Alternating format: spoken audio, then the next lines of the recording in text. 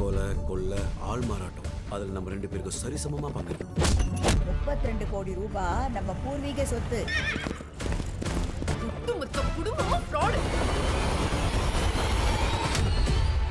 Story talkies ரசிகர்களுக்கு வணக்கம். வாங்க லென்ஸ் நிகழ்ச்சிக்கு போகலாம்.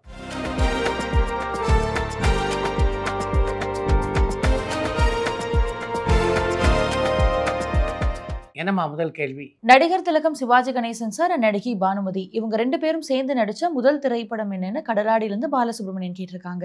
நடிகர் திலகம் சிவாஜி கணேசனும் நடிப்புக்கு இலக்கணம் வகுத்த நடிகை என்று கொண்டாடப்பட்ட பானுமதியும் இணைந்து நடித்த முதல் திரைப்படம்னா அது கல்கியினுடைய கல்வனின் காதலி என்ற திரைப்படம். இந்த இடத்துல பானுமதியை பற்றியும் நடிகர் திலகம் சிவாஜி கணேசனை பற்றியும் ஒரு முக்கியமான தகவலை உங்களிடம் பகிர்ந்து கொள்ள வேண்டும் என்று நான் விரும்புகிறேன். நெப்டியூன் ஸ்டுடியோவில் பணியாற்றும் போது மனோகரா திரைப்படத்தினுடைய ரஷ்யெல்லாம் பார்க்கக்கூடிய வாய்ப்பு பானுமதிக்கு கிடைத்தது. அந்த படத்தில் சிவாஜி கணேசனுடைய நடிப்பை பார்த்து அசந்து போனார் பானுமதி என்று தான் சொல்ல வேண்டும். அன்றைக்கு படப்பிடிப்பில் இருந்த எல்லோரிடம் நடிகர்களும் சிவாஜி கணேசனுடைய நடிப்பு பற்றியே பேசி கொண்டிருந்தாராம் பானுமதி. சிவாஜியுடைய நடிப்பு திறனை பானுமதி எந்த அளவுக்கு போற்றினாரோ அதுக்கு ஒரு படி அதிகமாக பானுமதியுடைய நடிப்பு திறனை போற்றியவர் தான் நடிகர்களும் சிவாஜி கணேசன். பானுமதி போன்ற நடிகருடன் நடிக்கக்கூடிய வாய்ப்பு கிடைக்குமா என்று ஒளிப்பதிவாளர் சுப்பாராவிடம் கூட ஒரு முறை பகிர்ந்து கொண்டிருக்கிறார் சிவாஜி. அப்படி நடிப்பை பொறுத்தவரையிலே ஒருவர் மீது ஒருவர் மாறாத மரியாதை கொண்டிருந்த கலைஞர்கள் தான் பானுமதியும் சிவாஜியும். ஆர்பி சௌத்ரி தயாரிப்புல நடிகர்கள் வடிவேலு அண்ட் ஃபஹத் ஃபாசில் நடிச்ச திரைப்படம் என்னாச்சுன்னு மதுரையிலிருந்து சேகர் கேட்டிருக்காங்க. ஆர்பி சௌத்ரியுடைய தயாரிப்பிலே ஃபஹத் ஃபாசிலும் வடிவேலும் நடித்து கொண்டிருக்கின்ற படத்தினுடைய படப்பிடிப்பு ஏறக்குறைய முடிவடைகின்ற கட்டத்தை நெருங்கி கொண்டிருக்கிறது. டெல்லி கணேஷ் சாரை ஒரு கேரக்டர் ஆர்டிஸ்டா நாங்கெல்லாம் செலிப்ரேட் பண்ண தவறிட்டோம். இப்போ அதே மாதிரி நடிகை ஊர்வசி மேம செலிப்ரேட் பண்ண தவறிட்டோம். ஆனால் நடிகை ஊர்வசி மேம செலிப்ரேட் பண்ண தவறுனா தமிழ் சினிமாவுக்கு பெரிய இழப்புன்னு நான் நினைக்கிறேன். ஆச்சி மனோரமா மாதிரி இவங்களும் நிறைய தமிழ் திரைப்படங்களை நடிக்கணுன்றது என்னுடைய ஆசை. இதை பற்றின உங்களுடைய கருத்து என்னன்னு கேஜிஎஃப்லேருந்து லிவிங்ஸ்டன் கேட்டிருக்காங்க. ஊர்வசியுடைய அற்புதமான நடிப்பாற்றலையும் அவருடைய கலை சேவையும் பாராட்டுகின்ற விதத்திலே மாபெரும் விழா ஒன்று தமிழ் சினிமாவின் சார்பிலே நிச்சயமாக எடுக்கப்பட வேண்டும். அதை இன்று வரைக்கும் யாரும் செய்ததாக தெரியல. படங்களில் நடிக்கின்ற வாய்ப்பை பொறுத்த வரைக்கும் தென்னிந்திய மொழி படங்கள் எல்லாவற்றிலுமே தொடர்ந்து நடிக்கக்கூடிய வாய்ப்பினை ஊர்வசி பெற்றுக்கொண்டு தான் இருக்கிறார். ஸ்ரீதர் சாரை தயாரிப்பாளர் ஆக்குனது சிவாஜி கணேசன் சார் தான்றது உண்மையான சிவபாலன் கேட்டிருக்காங்க.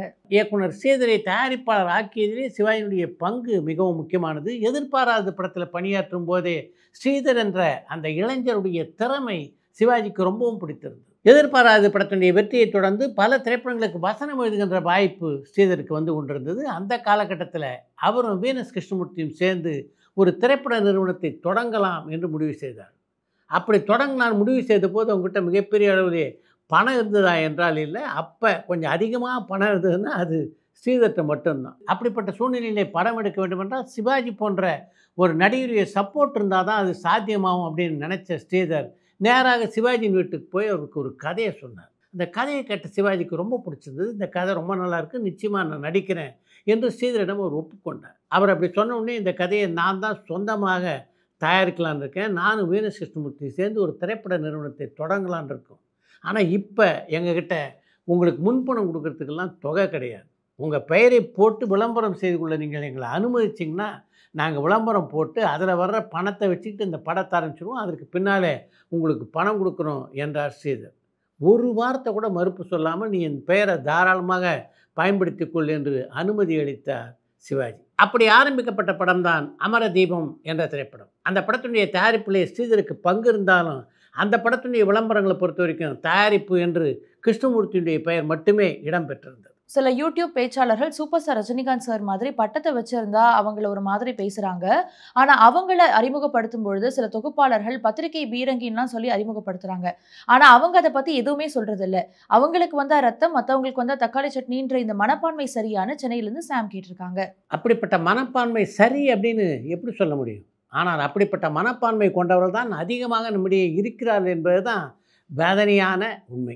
கப்பலோட்டிய தமிழன் மாதிரி நம்மளுடைய வரலாற்று நாயகர்களை கதாநாயகர்களாக வச்சு திரைப்படங்கள் தயாராகிறதுலையே இதுக்கான காரணம் என்னன்னு மதுரையிலிருந்து செல்வராஜ் கேட்டிருக்காங்க.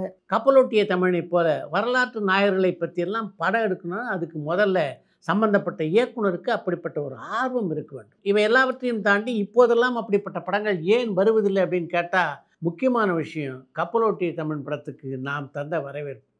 எப்படி கொண்டாடி இருக்க வேண்டும் அந்த படத்தை. ஆனால் நாம் அதை செய்தோமா? அப்படி இருக்கும்போது அப்படிப்பட்ட படங்கள் எப்படி தொடர்ந்து வெளியாகும்? நடிகர் விஜய் இப்போ அவர் நடிச்சிட்டு இருக்கிறது தான் கடைசி படமும், அவர் அதுக்கப்புறம் அரசியல்ல கவனம் செலுத்த போறதாகவும் சொல்லியிருக்காரு. இதை நீங்க எப்படி நினைக்கிறீங்க? இதுக்கப்புறம் அவர் ஒரு அதிரடி வெற்றி படத்தை கொடுக்கறதுக்கான வாய்ப்பு இருக்கா, அல்லது இதுதான் அவருடைய கடைசி திரைப்படமா அமையுமான்னு டொரண்டோல இருந்து சம்யுக்தா கேட்டிருக்காங்க. அதிகபட்சம் 15 மாதங்கள் ஆகலாம் அப்படின்னு நினைக்கிறேன்.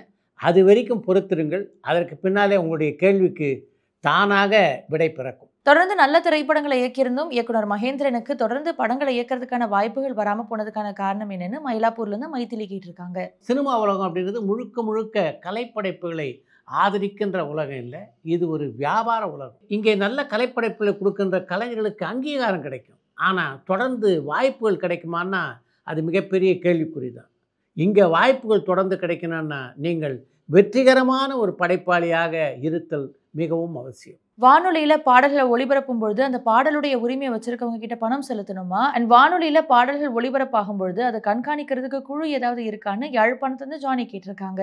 வானொலியிலே ஒலிபரப்பப்படுகின்ற பாடல்களை கண்காணிப்பதற்கென்று தனியாக குழுக்கள் எதுவும் இல்லை. ஆனால் அப்படி பாடல்கள் ஒலிபரப்பப்படும் போது அதற்கான உரிமைகளை யார் வைத்திருக்கிறார்களோ அவர்களுக்கு அதற்கான தொகை இன்று வரையிலே வானொலியிலிருந்து கொடுக்கப்பட்டு கொண்டிருக்கிறது. 2024ஆம் ஆண்டின் மிகப்பெரிய வசூல் சாதனையை படைத்த படம்னா அது புஷ்பா 2 தானான்னு சென்னையிலிருந்து மதனகோபால் கேட்டிருக்காங்க.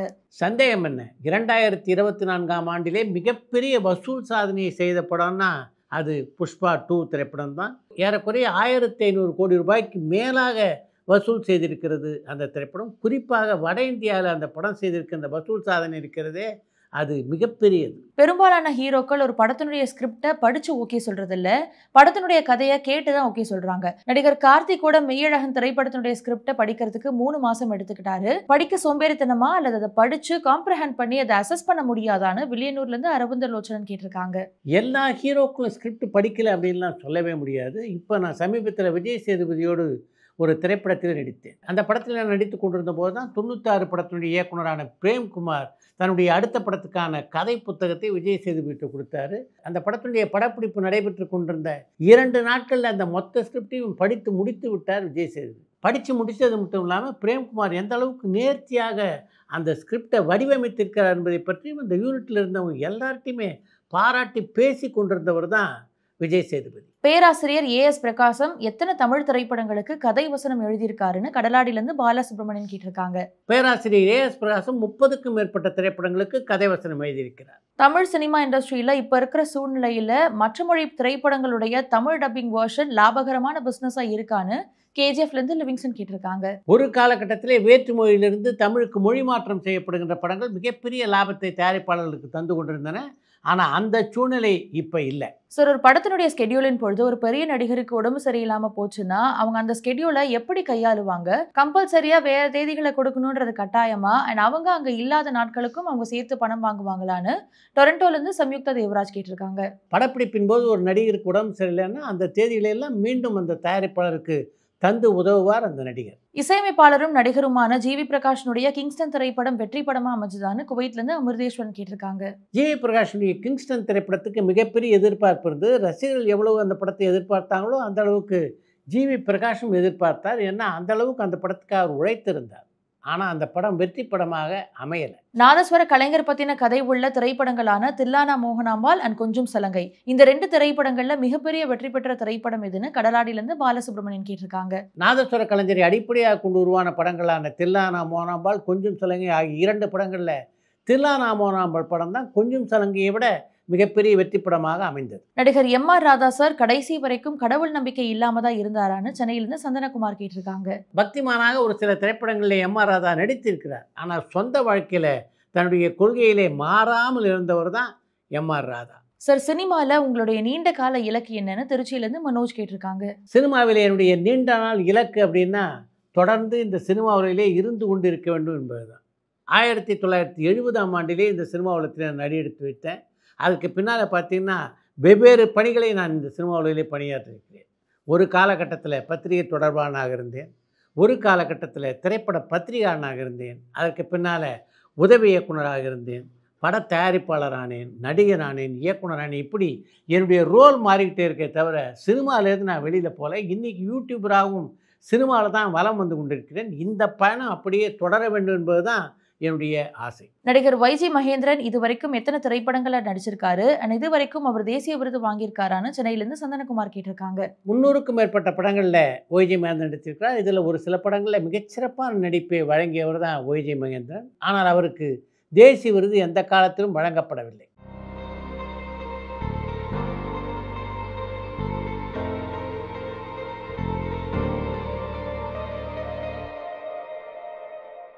சார், தமிழ்ல வெளியான கடைசி பிளாக் அண்ட் ஒயிட் திரைப்படம் என்னன்னு கடலாடியிலேருந்து பாலசுப்ரமணியன் கேட்டிருக்காங்க. தமிழில் வெளியான கடைசி கருப்பு வெள்ளை திரைப்படம்னா அது சந்தியா ராகம் திரைப்படம். அந்த படத்தை இயக்கியிருந்தவர் பாலு மகேந்திரா. அடுத்து இன்று ஒரு தகவல்.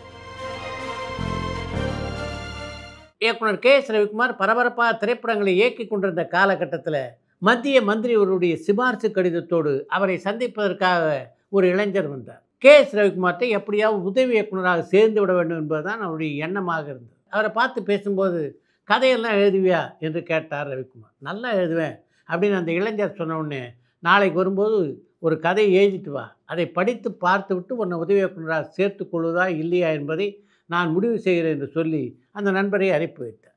மறுநாள் அந்த இளைஞர் ரவிக்குமாரை சந்திப்பதற்காக வந்தார். அப்போ ரவிக்குமார் அலுவலகத்திலே இல்லை, அவருடைய உதவியாளர்களாக இருந்தாங்க. நேற்று சாரை பார்த்தேன், ஒரு கதை எழுதிட்டு வாங்க அப்படின்னு சொன்னார். கதை எழுதி கொண்டு வந்திருக்கிறேன் என்று சொன்னதோடு நிற்காம அந்த கதையை மற்றவர்கள் படிக்க அவங்ககிட்டையும் கொடுத்தார். அந்த கதையை படித்து பார்த்த ரவிக்குமாருடைய உதவியாளர்கள் எல்லோருமே அசந்து போனார் என்று தான் சொல்ல வேண்டும். அவ்வளவு நேர்த்தியாக அந்த கதை எழுதப்பட்டிருந்தது. இந்த கதையை படித்து பார்த்தாருன்னா நிச்சயமாக ரவிக்குமார் இவரை உதவி இயக்குனராக சேர்த்துக்கொள்வார் அப்படின்னா அவருடைய உதவி இயக்குனர் எல்லோரும் நினைத்தார். சிறிது நேரத்தில் கே.எஸ். ரவிக்குமார் அலுவலகத்துக்கு வந்தார். அவர்கிட்ட இந்த இளைஞர் போய் கதையை சொன்னார். அந்த இளைஞர் எழுதி கொண்டு வந்திருந்த கதை மிகச்சிறப்பாக இருந்ததுனால நிச்சயமாக கே.எஸ். ரவிக்குமார் அவரை உதவி இயக்குனராக சேர்த்துக்கொள்வார் அப்படின்னு தானே எல்லா உதவி இயக்குனரும் எதிர்பார்த்தாங்க. ஆனால் அன்றைக்கு நடந்த விஷயம் அதற்கு நேர் மாறாக இருந்தது.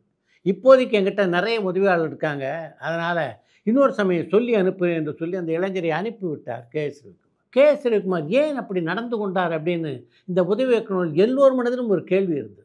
அந்த கேள்வியை தங்களுடைய மனதுக்குள்ளேயே வைத்து கொள்ளாமல் கே.எஸ். ரவிக்குமார்த்தையே இந்த உதவி இயக்குனர் எல்லோரும் கேட்டார். அவர் எழுதிட்டு வந்த கதை ரொம்ப நல்லா இருந்தது, அப்படி இருந்தும் அவர் ஏன் நீங்கள் உதவி இயக்குனராக சேர்த்து கொள்ளவில்லை என்று. அவர் சொந்தத்தில் கதை எழுதிட்டு வந்திருந்தாருன்னா நிச்சயமாக அவரை சேர்த்துட்ருப்பேன். ஆனால் அவர் எழுதிட்டு வந்த கதை இருக்கே, அது தபு சங்கர் என்கின்ற ஒருவர் எழுதிய கதை.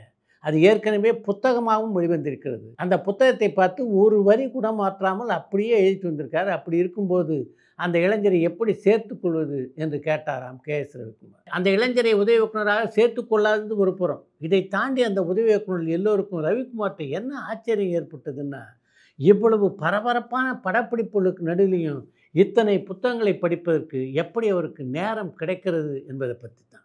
இன்று வரையிலே கே.எஸ். ரவிக்குமார் பேசப்படுகின்ற ஒரு இயக்குனராக இருக்கிறார் என்றால் அதற்கு முக்கியமான காரணம் அவர் இன்றும் தொடர்ந்து புத்தகங்களை படித்து கொண்டிருப்பது தான். அடுத்த சாய் சித்ரா நிகழ்ச்சியினுடைய விருந்தினர் ஒளிப்பதிவாளர் எம். சுகுமார்.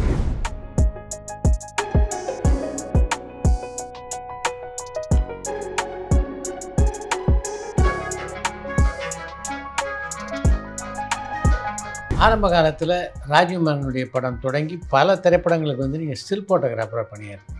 கரெக்டாக மின்சார கனவு ஏவிஎம்ல 50வது படம் நான் பார்க்குறது பிரம்மாண்ட படத்தில் வந்து ஜாயின் பண்ணியிருக்கேன். அப்போ